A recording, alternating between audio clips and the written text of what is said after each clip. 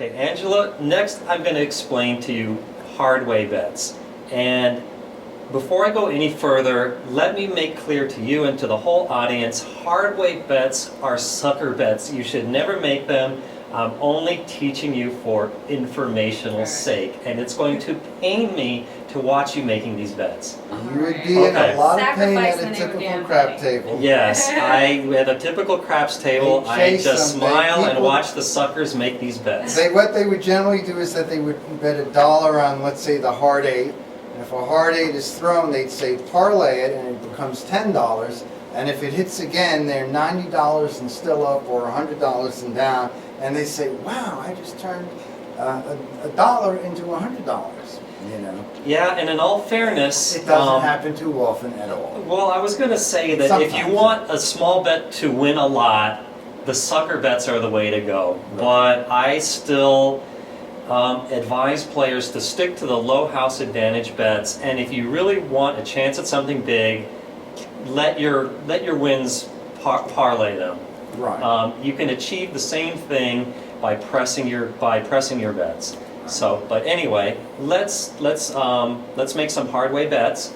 Those are generally not made on the pass line on the come out roll. So let's make a pass line bet as usual. Come out roll. Coming out. 6 easy, mark the 6. Okay, so out of habit, let's bet $25 on the odds. And now let's make the hardway bets. That's these 4 bets right here. They're 4 separate bets. They win if you roll those numbers there, the 4, 6, 8, or 10, the hard way. And as I was saying earlier, the hard way means that you have to make that roll with the dice the same. For example, if you were betting on the hard 4, you must roll 2 2s to win it. A 1 3 will cause you to lose. That's the easy way. So using the hard 4 as an example, 2 2 will cause you to win, 1 3 will cause you to lose, and any 7 will cause you to lose. So it's a hard bet to win, but it pays 7 to 1 odds if you do win. You'll notice the table says 8 4 1, which is the same thing as 7 2 1. So let's make all the hardway bets. So for example, yeah, let's bet $5 on each one. So you would give Dan 20, and you would tell him, how would you phrase it, Dan? A nickel all the hard ways. A nickel all the hard ways. Right, and we'd set her up, a nickel on all the hard ways. And if a hard 6 or hard 8 is thrown, the stick man would say, bonus money, pay the lady $45. If a hard 4 or hard 10 were thrown, he'd say, bonus money, pay the lady $35 at 7 to 1 or 8 4 1. And if a 6 easy was thrown, the stick man generally says 6 easy, no field, hard 6 is down, and would pick up all of the hard 6 bets on the easy 6 roll. And that's how that works. Okay, let's see what happens.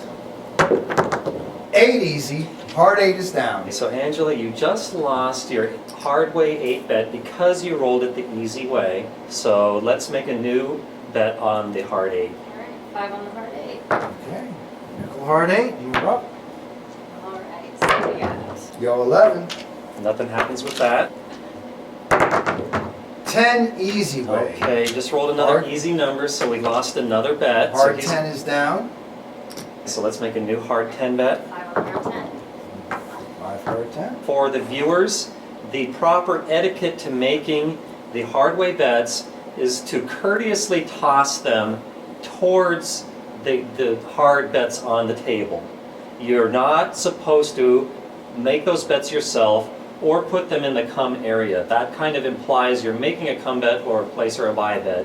If you're making any of these prop bets, you should throw them in the prop area. And preferably when you have the stick man's attention. If he's busy cleaning up or something and you wait a moment until he's finished and he looks around for any more bets, say, yes, give me a hard 10, $5, and lob it in. And I think that applies to any bet. Right after a roll, the dealers will pay the winners, take the losers, and after they do all that, then you can make new bets, right? Right. The dice are in the center. Any more bets, center action, they would say, and center action means the prop bets like the hardway bets. And you'd say, yes, give me a $10 hard 10 or a $10 hard 4, what have you.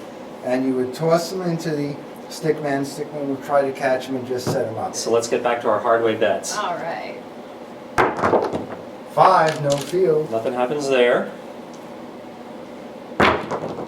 4, Easy easy. 4. Hard 4 is down. Okay. 5 on hard 4. $5 hard 4. 9 center. Nothing happens with that. 7 out. Oh, Line away. the 7 causes all hardway bets to lose. Okay, it's a new come out roll. Normally players don't bet the hardways until a point is established, so let's wait for that. All right. 4 easy. Okay, 4 for 4. first and foremost, make your odds bet, which is $15. And how much you want to bet on the hardways. I'm going to go with a nickel each, so 20 hard ways. $20 all hard ways. Nickel each.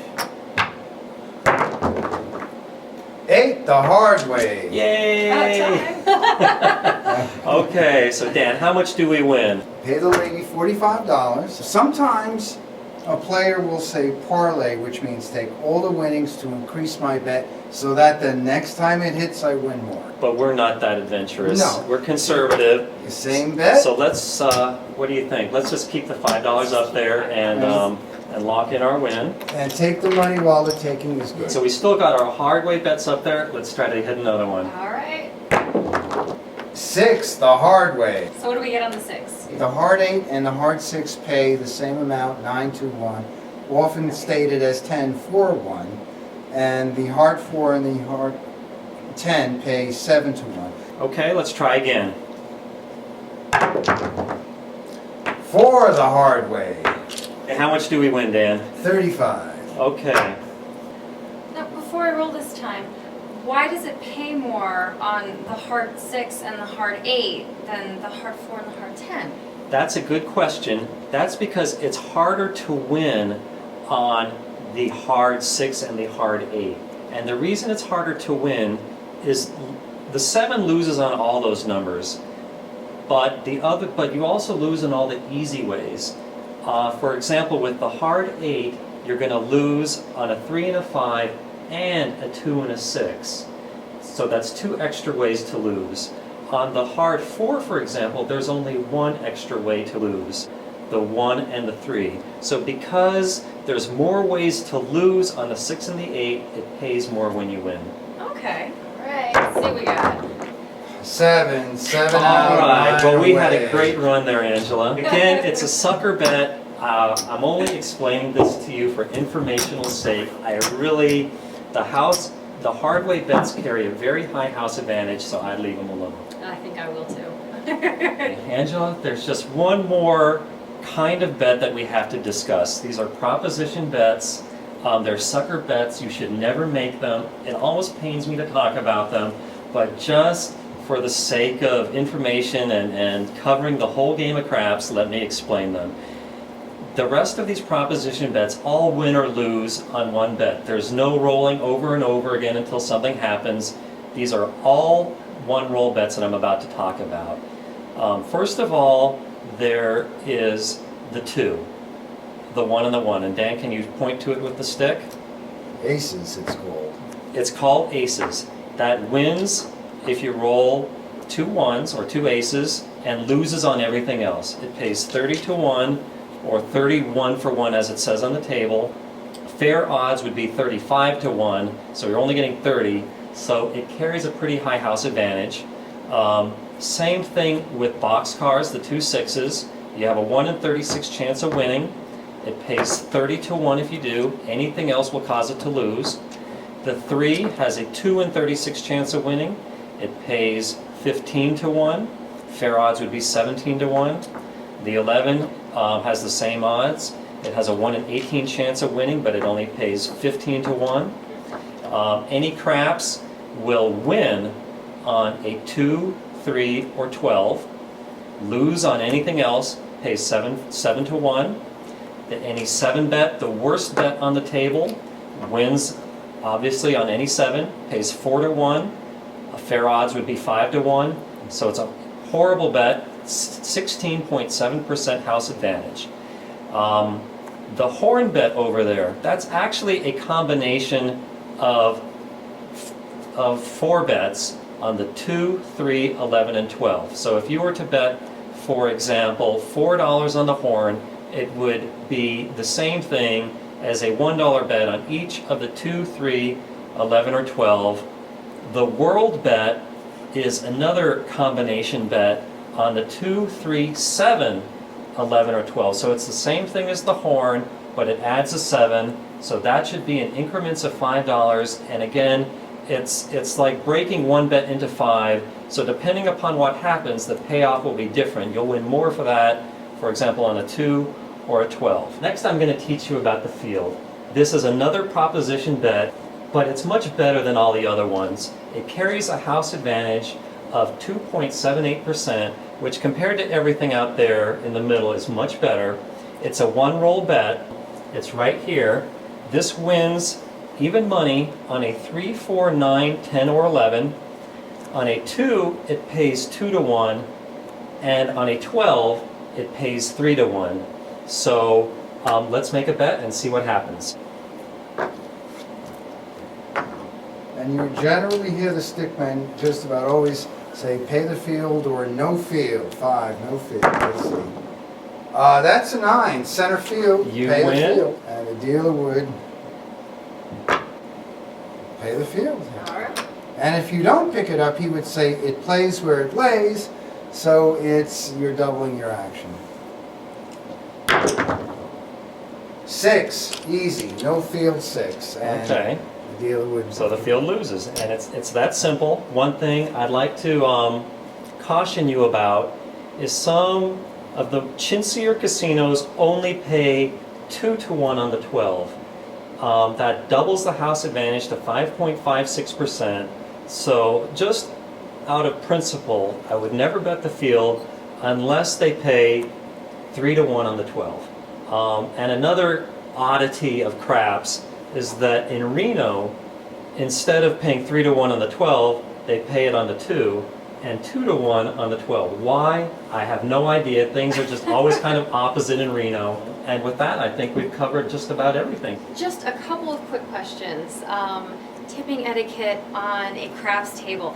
I know you should tip your dealers, but how do you tip them and how much should you tip them? That's a good question. Here's what I recommend.